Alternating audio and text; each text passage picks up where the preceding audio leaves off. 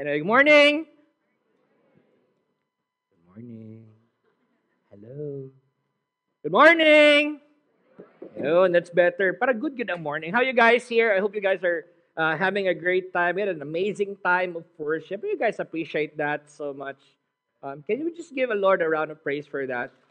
God is just so good and amazing.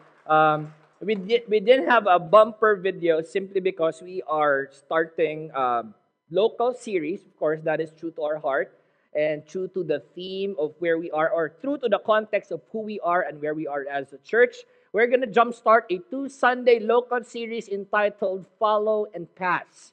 It is my goal that as we unpack this series for the next 2 Sundays, we will appreciate the growth that is happening to us, but at the same time, we will never lose who we are as Christians, and we will continue to uphold the call of God in our lives, not just in declaration and in speech, but also in the premise of living. Can we all stand? We're going to read a very short word found in 2 Timothy chapter 1, verses 13. I'll be reading from the ESV, and it says here, follow the pattern of the sound words that you have heard from me in the faith and love that are in Christ Jesus. Father, we are committing the word to you today. Lord, as short as it is, Lord, we know that you will provide so much impact that will not just move our minds and hearts, but will remind us to remain steadfast before you, to live for you, and to advance for you, Father God. Lord, we embrace the preaching of your word today, and whatever that is coming from the flesh, we declare that it falls down to the ground so that you will be seen and not people will be seen, God. We commit this very moment to you. In Jesus' name, amen and amen. You can now take your seats, please. This is actually a very interesting passage, but before we jump into that, how many guys notice that our city has continually progressed? Gamay lang. No, Pastor, we're living in a bubble. Seriously, kasi naka-notice din nag-progress ang atong syudad? Few lang ba? Gamay lang? Gapanggawas mo? Taga diri mo? I'm pretty sure we noticed that the city is actually growing, right? There's a new mall in Uptown. Right? Makabalo. Now you know. There are many developments happening around the city and it is so good. And not only that, napoy mga butang nga medyo magtingala ka, why is this happening? In Uptown, gabaha. Magwonder ka, nganong kakahitabo na? But regardless of that, there is so much progress in our city that one of the indicators that there is progress and there's movement, because with great progress comes great traffic. Exactly. Grabe na ka-traffic karong panahon na. No, wherever you go, there's always traffic. And you know what? I used to laugh at the thought that nagthink ko ba, dili siguro ta mapareho sa Metro Manila or Metro Cebu, wherein we'll just have to find that window of time to finally transfer to a place to avoid traffic so that we will not be late. Guess what? We are in that times today. Diba? If musaka ka sa Uptown coming from downtown, and if you want to go up there, you have an appointment by 5:30, don't leave by 5 because I tell you, you will be late. We leave earlier. Traffic is real. Progress is real. I could remember back then when CDO was a very simple town. It's called city, but the feels is like a town. How many guys remember that? Few lang. Ang uwan, dili ana silang edad. Right? I could remember back then, I used to watch movies in Nation Theater. What am I tingog ba? I could remember back then, we used to watch movie sa Roquette and double with per me. Diba? Value for money, gitong sa una. When you watch a movie, duhag na per me. Not only that, you gotta pay either ubos or either sa taas. I used to remember back then that every time you go shopping for toys, there was Nova Fontana, there was Didi Toys, and the legendary Soytiak. So, di ka relate? You're lying to yourself. Don't kid me here. There's just so much simplicity during that time. But today, times are different. We got malls. There's access. There's growth. And here, our city has always been a port city. And by history, When you say a place is a port city, it is a place of trade and for commerce to flourish. That's what history says. And it has not changed today.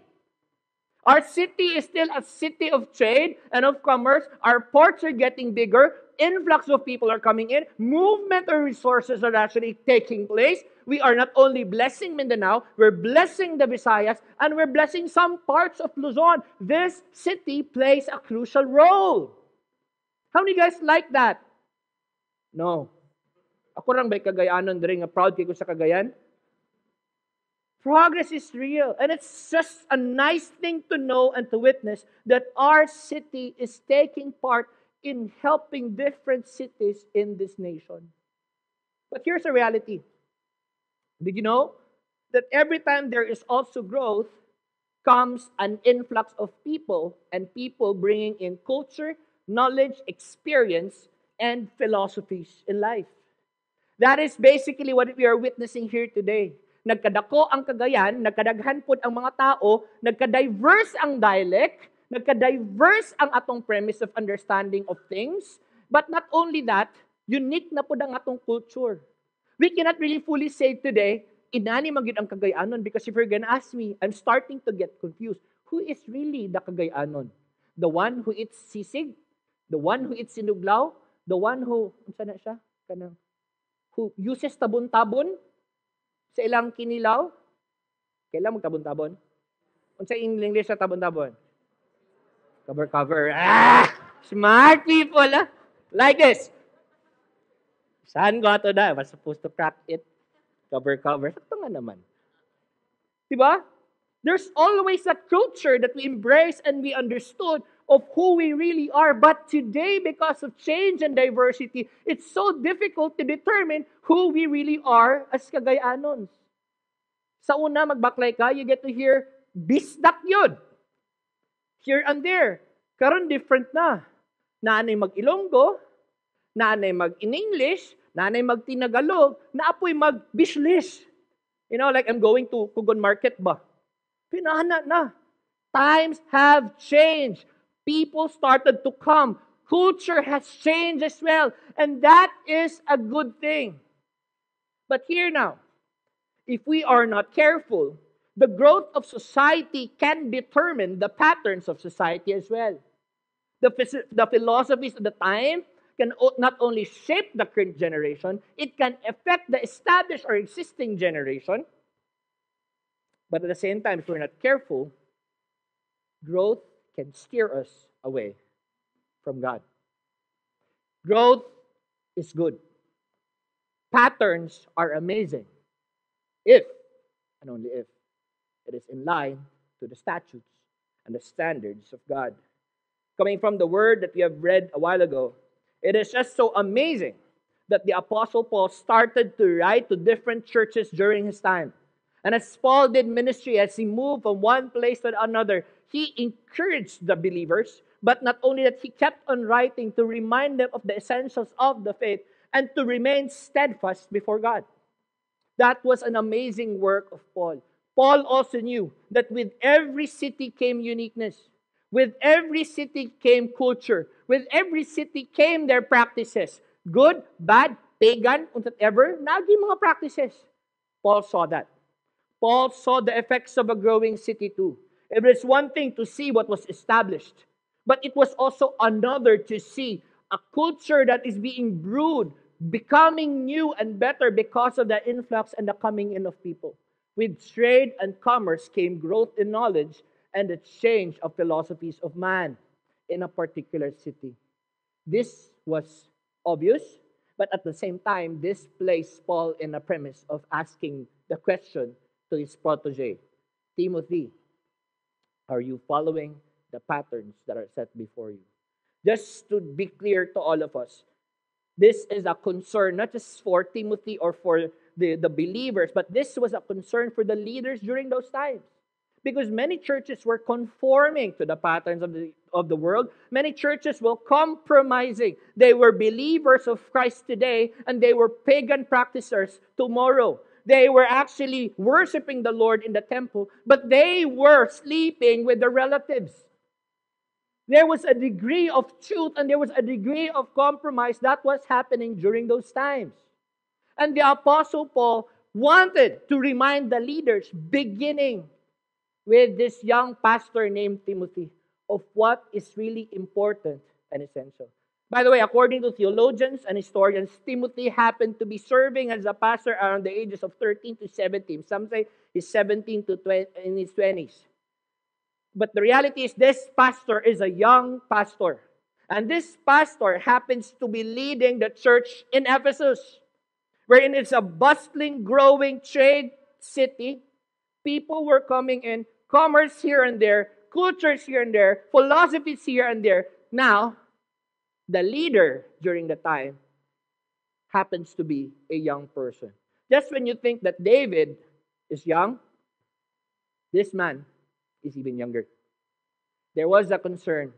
And in all of the concerns, then, Paul, even in prison, wrote this letter. And his letter begins with the word follow. And to continue that, Paul even said, in everything that is happening, follow the patterns of the sound words. And I want to establish here today that when Timothy was getting impartations and knowledge about Jesus Christ, it is not coming much from the text. It is actually coming from the impartations of Paul. So when Paul was simply saying, follow what you have heard, and when he mentioned the word sound, sound means true to the doctrine. So Paul was telling Timothy, what you're hearing from me is true to Christ. What you're hearing from me is technically a revelation from the Lord. And what you're hearing from me is consistent, steadfast, and true. And because you're hearing it, therefore, follow. The word follow is actually a very interesting word too. Because when you look at it based on the original meaning of it, the word follow means keep and do.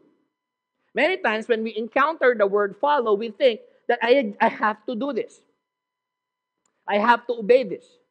I have to apply this in my life. But oftentimes we forget the word keep.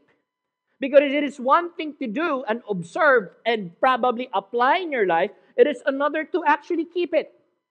So when Timothy was hearing the impartations from Paul about Jesus Christ, he was reminded to live it out, to follow the patterns. Patterns are example. To live it out and follow the patterns of Jesus Christ, but at the same time, he was reminded to keep it. Especially in the times where in society was changing, truths were being preached, philosophies in life were just really coming in, and in an ever-changing, aggressive time, every person is endangered of swaying around or even swerving to the point of missing out Jesus Christ. Paul said, keep the word. Keep the commandments. Keep the pattern. You know what? When we look at Ephesus, the place where Timothy actually led, wala man ay kalahian sa atong syudad. Kung port city sila, port city punta. Kung trade and commerce sila, mao po nato ang forte. Di ba? Do you see the similarities? Dito, daghang tao nga dayo gaabot and they share different cultures. Wa po na naglayo diri. That the reminder of Paul to Timothy is a reminder to all of us. It is a timeless reminder. In fact, that as we encounter growth and face growth in our city today, it is my hope that our pattern of living will always be in accordance to the standards of Christ. I pray that in growth, we will not forget Jesus. I pray that in growth, our faith becomes steadfast and true. I pray that in growth, we will never lose who we are. Because the reality is that when there is growth, it's either we grow and become better, or we snap and become worse. And worst, we end up hurting our relationships. Growth is important. But the influences around growth, now, there is a need for you and me to actually discern. How many of you guys here like walking, jogging, or running? Sige na din eh. Wala. Salamat sa uban. Sa ang uban. Ano sa inyong sport? Weightlifting me, pastor. Spoon and fork edition. Team carbo loading. When I was inspired to walk because of my wife, But more than that, I was inspired to walk because of the conviction Jesus placed in my heart that if I want to walk and finish strong with my kids, I gotta be healthy, or else it's gonna be early 6 feet under. And I started to walk, started to understand, started to research, and started to open YouTube and check about how things are done, what are the proper ways of running. Daghan man kay na magkiay, na mga heel strike, na mga inani, na mga kung sa magyud, and I was looking at diets and all that, and I was even checking on shoes. The other parts I can take, but shoes, man, so hard to resist shoes. And every time I started to read, and every time I started to watch a video, it has placed a certain influence in my life. Have you noticed that? It might be running for me. It might be cooking for you. It might be running for me. It could be Zumba belts for you. It could be running for me. It could be cooking or other hobbies or painting for you. What we watch, unknowingly, the more we spend time, it influences us. You see? And the more we watch it, sa atong tendency, we have the tendency to apply or copy it. And guys, guilty ko ana. After watching the videos, matag sayo. Ginani magito sa video, oh. Inani magito ang shoes, oh. Inani magito ang work, ang exercise, oh. Inani magito ang stretching, oh. Inani magito ang gikaon. Oh, dili po ng kaon lang. Medyo struggle kayo. But here, you have the tendency to actually follow. We have a tendency to actually conform. It can be good, but how many of you guys know that it can also be bad? Sige og tan-aw og YouTube. Sige og basa sa Reddit og reviews sa sapatos. Ang ending, wrong buy. Ang ending, mahay mode. Ang ending, katol na lang sa ulo, pahimusla na lang ang sapatos, bisag sakit sa tiil, kay napalit na. Or else the wife will start to bring forth wrath. Think about that. Who we actually listen to, the influences that we allow in our lives can actually mold us or move us to a premise of changed values or different actions that lead probably to a good or to a bad. And to a worse part, the consequences can be catastrophic. The patterns or examples we allow in our lives determine our actions. There's a call for all of us that in this growing city, there is a call now to discern, to exercise with wisdom as to what you absorb and what you allow. Because what seems to be good and what you're watching might not be really the will of God for you, for your children, and for your family. It is important in the growing times that there are new teachings that are coming in. I pray that we will not be easily swayed. Take note of the word sound. Sound means the right doctrine, the right teaching. Paul was simply saying, what you're hearing from me, that is not my experience. I am coming from the Word of God. I am coming from what was taught of him. Paul understood. And he passed on not an experience, but he passed on a truth. Church, how are we responding in a time of growth? How are our patterns of life? One of the greatest concerns here, when there's growth, na-mention na to kanina, when there's great growth, with great growth comes great traffic. Did you know that in traffic, you wait, obviously, right? Did you know that it's an opportunity to listen to a podcast and grow? Did you know that it is an opportunity to communicate to God despite the waiting? Did you know that in traffic you are being matured to become patient? In an ever-growing, fast-paced world? Or in traffic, do we become F1 drivers, treating the road like a circuit? getting out of our lane. And di pa ginay maulaw ka get out sa mong lane. The next thing you know, naay ning kawas na sakyanan. Instead of 2 lanes, 3 lanes na. Question is this: are you staying in your lane and be inspired by the Holy Spirit? Or are you influenced by another spirit and you started to go Schumacher? You get out, you create another lane, ignoring public safety so that you will come home first. Not only that, let me crank it up.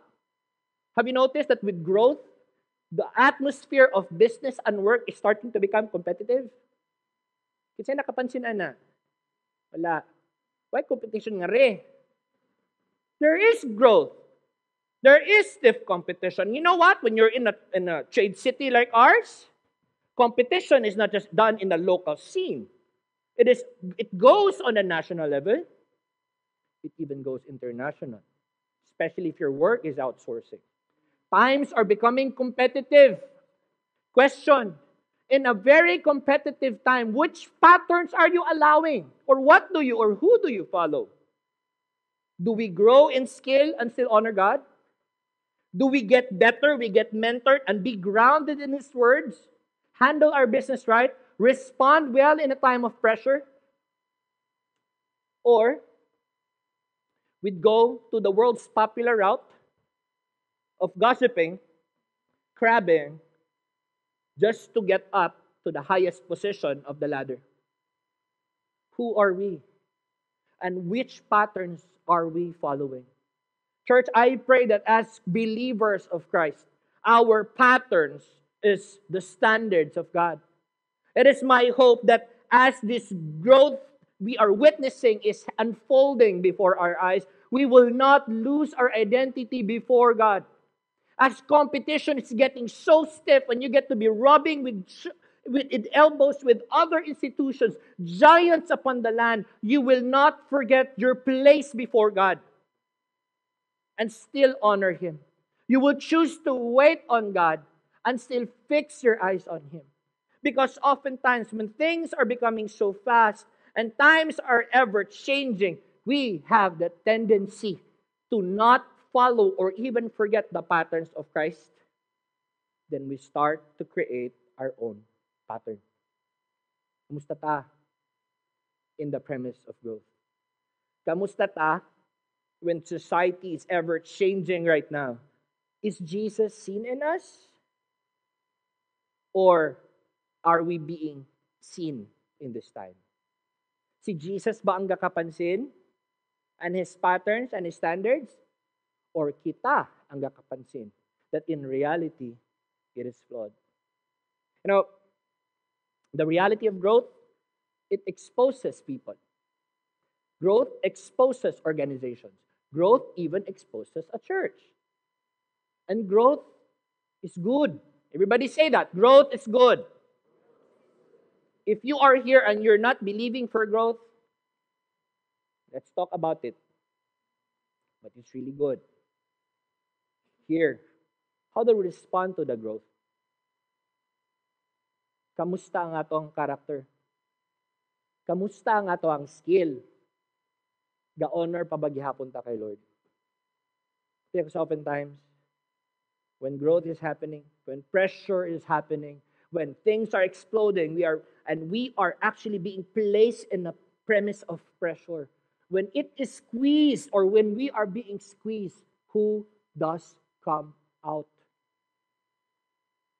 Si Jesus ba? Or kita? Pag squeeze ka, kinsa ba ang mapansin or makita? Ang glory ba ni Lord? Or ang imong abilidad? In everything that's happening around us, church, I pray and I hope that Jesus will always be glorified. Now, the question here for all of us is this. In this ever-changing and growing times, how do we maintain or keep the patterns of Christ in our lives? I want to go back to that scripture again. And I want us to pay attention to the words in faith and in love. I like the word faith so much because as we are facing and embracing growth, there's a call for us to be in faith. And oftentimes we ask and we tell God, Lord, I'm in faith that I will receive this. Yes, that's great, but pause, wait, let's put it here. But I think when Paul made mention to Timothy about the word faith, he was reminding Timothy that in everything, before you see the breakthroughs, the things you ask from God in faith, look and acknowledge that through faith, it is impossible for you to succeed and be consistent in an ever-growing time. In faith, we acknowledge that apart from God, we are nothing. In faith, we acknowledge that we can respond well because of the grace of God and because of His finished work on the cross. In faith, we can say no to ungodliness, embrace His grace, move forward, face growth, honoring God, and living a righteous life before Him. It takes faith. Not just the benefits of being in faith, it takes first acknowledging what Christ has done to us. Have you acknowledged that in your life? Have we come into a premise of first and foremost telling Jesus, Lord, in everything, salamat. Because my success, this is you. Hello? Have you come into the point that when your business is growing, you take a pause and say, my king, ikaw ni. Have you come into the point that you've acknowledged that, Lord, I'm responding well, not because of my effort, but Lord, this is you. Paul was reminding the young pastor, be in faith by first acknowledging Jesus, period. If we are to remain consistent and to live a life that honors God in an ever-growing time and not swerve from left to right, it takes for us to acknowledge Christ and to be grounded in Christ. Another word there is the word love. Like this. The original meaning of this word is agape, which can also mean charity, and which could also mean brotherly love. In an ever-changing time, as Christians, we have the tendency to stand firm in our faith, right? Right? Yeah. We stand firm to what is true and His word, right? That's right. We hold on to it. Can you imagine if there's no love wrapped around that? We'd probably end up like the Pharisees. And in this ever-growing time, when you don't seem to agree what is happening in society, you'd end up fighting people in social media. You'd probably end up creating a blog and, putting points after points and not coming into conversations with people whom you don't agree with. When that happens, when conversations are dead, and when things are not done out of love, offense will come. Then we will not be better together, but bitter together. It's so important to understand that word love.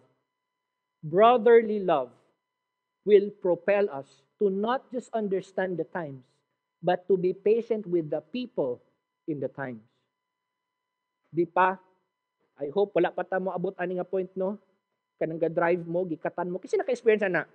Nag-drive ka, gikatan pug ka. Akura. Si Joel, thank you. Ang other side, we don't drive. We got limo drivers here.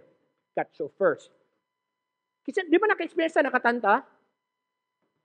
Kanang nakatan ba, giana ba? Di ba? Dapat demo, then isunod, mag-illustrate ko, ano butang kong video, pero may. Di ba naka-experience na nakatanta? Pag nakatan ko, ano sa'yo response? Katan ko. Katan ko ni mo, bantay lang ka. Duwa na, gilumba na ni mo dito.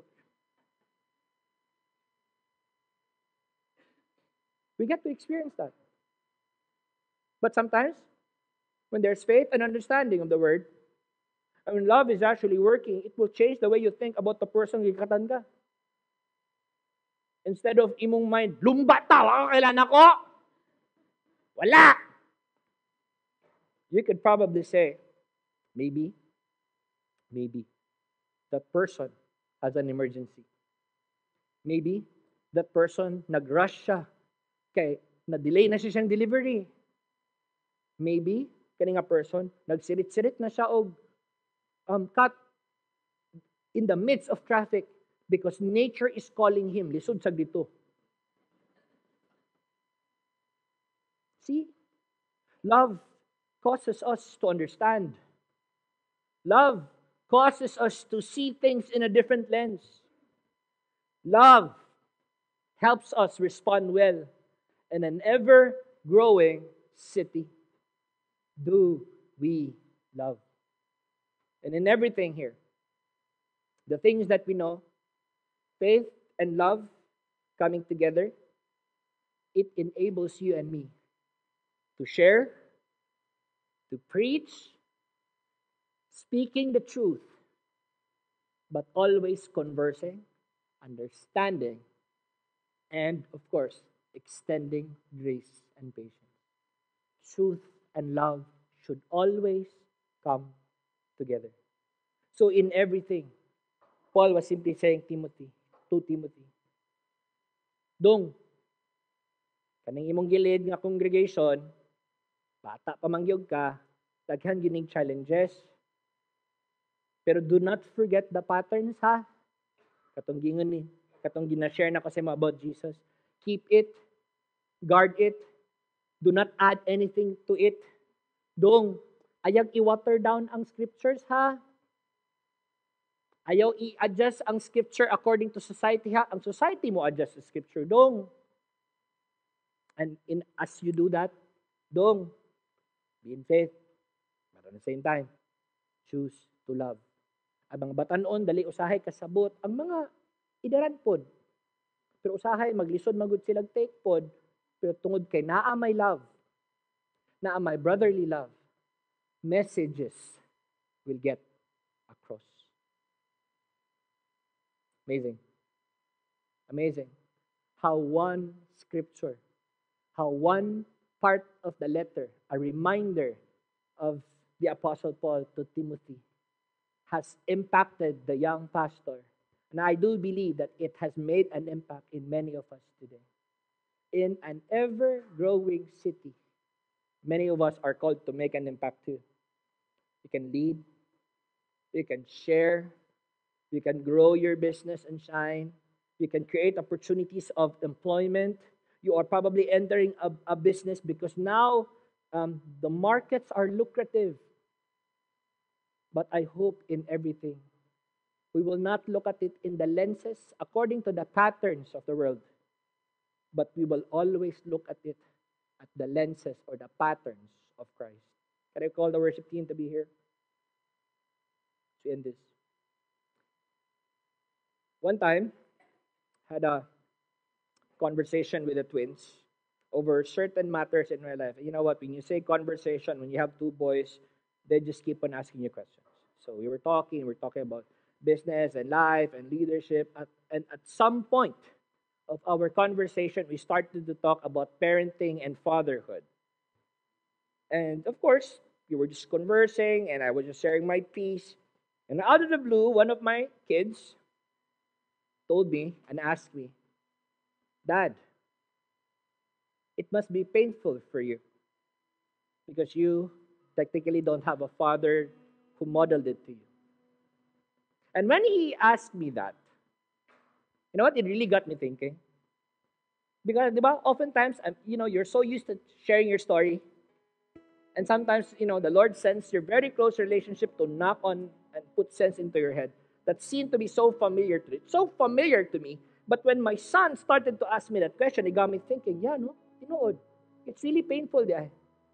But I thought the conversation ended there. And there's another son who asked, praise God for twins. And he said, Dad, it must be difficult for you because no one modeled fatherhood to you. It's one thing, giingnan ka sa kamatuoran. It's another na napoy kamatuoran, i-present sa imo at that time, I felt like gamay na lang, manak-out na gikuan. I was listening. I was listening to the questions. At that certain moment, I was a loss for words. And I could remember back then, every time I get to share and think about my circumstance, coming from a dysfunctional family, it brought fear in me. it also brought that hopelessness that I cannot have a home.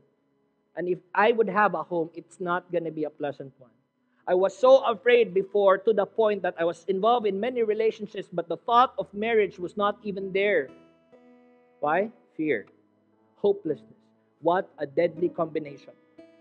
And in the patterns of the world, when you have these things, what does it paint of me? A failure, or a person who is bound to fail. No model, no teacher, no coach, no leader, zero influence. I was about to fail, bound to fail. I'm always grateful for Pastor August, my best man, my friend, who took time to come to me and share the gospel. And as he was pounding word after word, hope came to my life. I started to believe, started to embrace, started to declare that God, I will have my own. And it's going to be a good one. I was confident that despite there were no models, we can make it because, Lord, you are now setting the standards for me. In the eyes of the world, when you lack something, you are bound to fail. But the plans of God for redemption is totally different. His patterns of bringing success and putting order and infusing hope is so far different from the world. That is why it is important to not depart from that sound doctrine, to hear and have the posture of humility, and to keep, to follow, and to uphold what He has taught, so that our lives will be aligned to Him, so that we will further understand Him. Going back to that conversation with the boys, I just simply told them this: Anak, I will never be a perfect dad. Never in this lifetime. But because I understood the love of God, when I read scriptures, I saw how He loved His people. And He sent His best to redeem. I embraced this. I can have hope. But at the same time, I reminded them, the lack of a biological dad standing for me does not mean it's the end of the world. I have spiritual fathers speaking, preaching, imparting, so that little by little I will succeed. The same story goes for all of us here. If you're here today, you have that dilemma in your life. How will I succeed? I lack this. How will I embrace these change? I am not equipped. How will I respond better in these times? Nobody mentored me. I don't have a master's degree. How will I succeed in leading business? I don't even see myself leading. That is probably what the world tells you. But what the Lord tells you is this: He's got you. His eyes are fixed on you, and He wants you to win. Are you willing to receive His hand and lead you to a premise of victory that has always been waiting for you? Will you trust God? And will you allow Him to set the patterns for you this day and the days to come? You all stand, we're going to pray.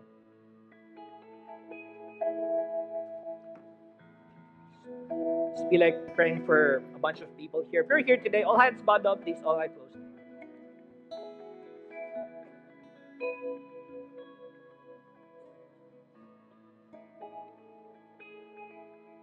If you're here today and you felt like, Pastor, that's me. I'm that person who's been longing for guidance. I'm that person who wants to grow and who wants to succeed, but I felt like I am so in lack and I don't know what to do. With all heads bowed down, please, and all eyes closed, I want to give you a moment to just examine your heart and think of the question or the statements I have placed or I just spoke before you. That's you today. If you're saying, Pastor, that's me. Kuna, I wanted to be better. I wanted to lead. I feel like I lack so much. Raise your hand. We're going to commit your heart to the Lord today. We're going to commit that mind to God today. Yes, come on now. Yes, the Lord sees you. As we are raising our hands as a posture of humility, keep those hands raised, please. Come on now. We're going to receive from God today.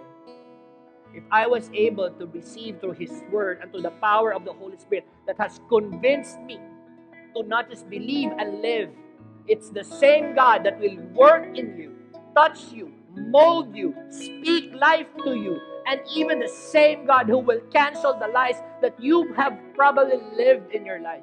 Today is a day of renewal.